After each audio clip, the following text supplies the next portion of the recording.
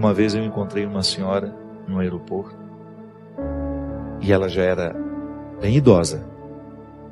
Ela estava acompanhada do filho e ela tocou no meu ombro assim e com muita serenidade ela me disse: outro dia eu ouvindo um programa que o senhor estava fazendo, eu identifiquei um defeito em mim que passou uma minha vida inteira me acorrentando, mas eu não fui capaz de perceber.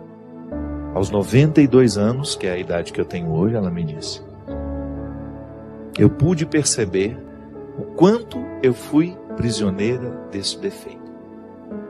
Eu não sei quanto tempo me resta, Padre Fábio, mas eu sei que naquele dia, a reflexão que o senhor fazia iluminou a minha consciência de um jeito que é como se eu tivesse arrancado ele com a mão. E eu não me permiti mais viver conforme as regras daquele defeito. Sabe quando você percebe que você participou do processo do outro? Quantas vezes eu me percebo vivendo sobre as regras dos meus defeitos? Porque quando eu passo a viver sobre as regras das minhas qualidades, eu fico mais leve para o outro, eu fico mais feliz, eu fico naturalmente mais interessante. O primeiro movimento que nós vivemos da conversão é a satisfação de ser quem a gente é. Que às vezes a gente fica pensando que a nossa conversão é para agradar a Deus. Para. Deus fica feliz à medida que nós estamos. Então quando eu quero corrigir um defeito meu, e para isso a igreja nos ensina a dinâmica dos sacrifícios, né? Porque um ser humano que vive adaptado aos seus defeitos, um ser humano que vive sob as regras dos seus defeitos, ele é insuportável. Ele é difícil no trabalho, ele é difícil dentro da família, ele é difícil nas relações amorosas que ele vai viver. Por quê?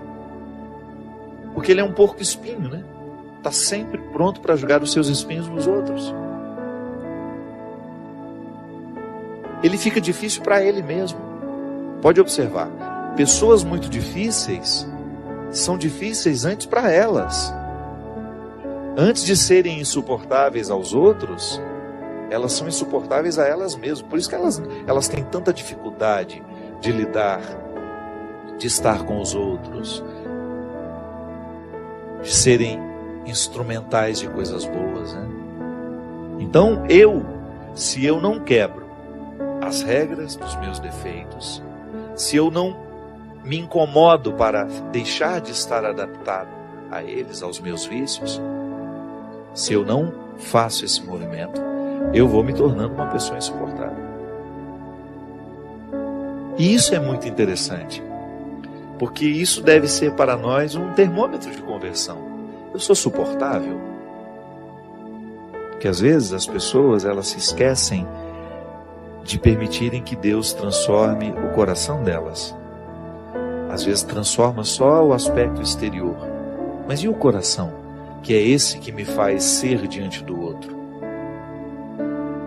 Eu particularmente costumo dizer que nós cristãos somos os grandes responsáveis pelo ateísmo no mundo. Pela nossa falta de testemunho. Às vezes nós temos anos e anos e anos de pertença religiosa, 20 anos de padre, 30 anos de bispo, e somos insuportáveis. Somos deselegantes, somos grosseiros. Eu não sei onde é que Deus está nessa história. Se o processo de Deus na nossa vida é justamente amansar o nosso coração, é fazer-nos quebrar as regras dos defeitos, é a gente deixar de estar adaptados ao mal. Se eu me torno uma pessoa insuportável aos outros, eu preciso sim rever o quanto de Deus já aconteceu em mim.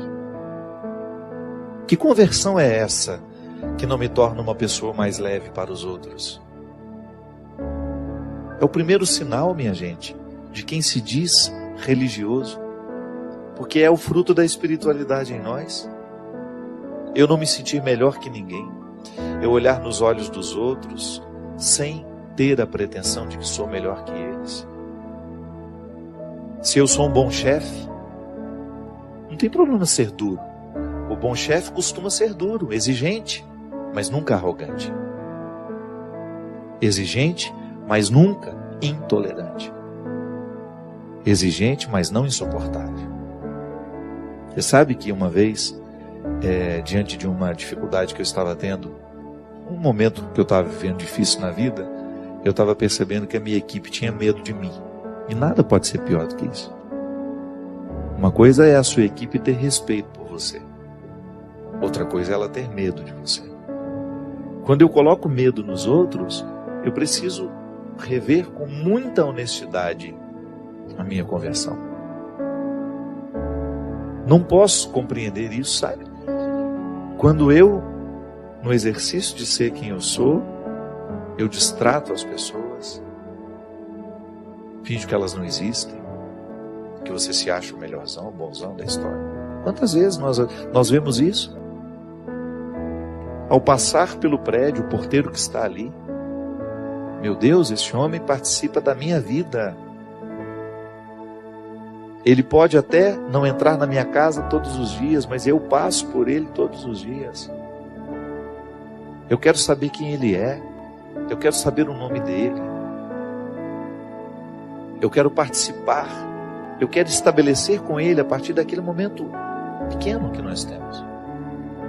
Às vezes as pessoas não olham nos olhos umas das outras. E a gente diz que está convertido. Ou que está em processo de conversão. Tá bom, mas que processo é esse que não acelera a nossa simplicidade, a nossa leveza?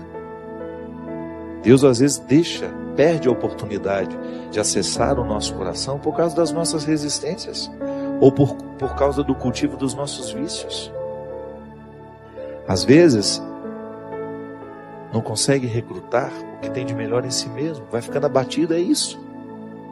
Todos nós, se não cuidarmos, nós vamos perdendo o referencial da realidade, do que de fato nós precisamos fazer.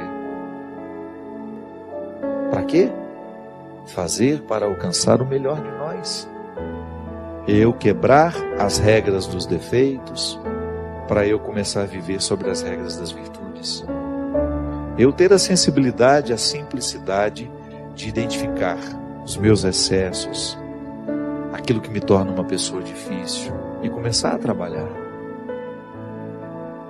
Quanto mais cedo eu começo a trabalhar isso, maior é o benefício, porque é bom a gente viver a conversão. A gente fica mais agradável, a gente fica mais feliz. E esse é o primeiro benefício da conversão.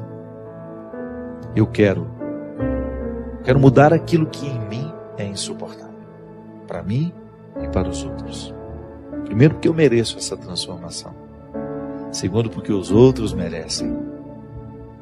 E eu estando na dinâmica deste merecimento, os outros também estando, Deus está. Porque Deus se alegra muito quando um filho reconhece o que nele ainda é empecilho para a sua realização. Deus se alegra profundamente toda vez que nós fazemos um movimento de cura, de restauração, de mudança de hábitos. Deus se alegra profundamente toda vez que nós vivemos as consequências da conversão. Porque essas consequências, elas atuam diretamente no nosso caráter. Nós vamos ficando diferentes à medida que Deus entra. Santo Agostinho dizia que até para a gente se sentir arrependido, nós já precisamos estar sob o influxo da graça. Que a graça de Deus aconteça hoje no nosso coração, abrindo os nossos olhos para a consciência, para que a gente tenha condições de perceber tudo o que em nós hoje precisa ser tocado pelo amor misericordioso de Jesus. E que a partir desse amor, desta misericórdia, nós possamos voltar ao nosso lugar. Assumir o lugar. Voltar a buscar o que é essencial para que a gente seja o que Deus quer que a gente seja.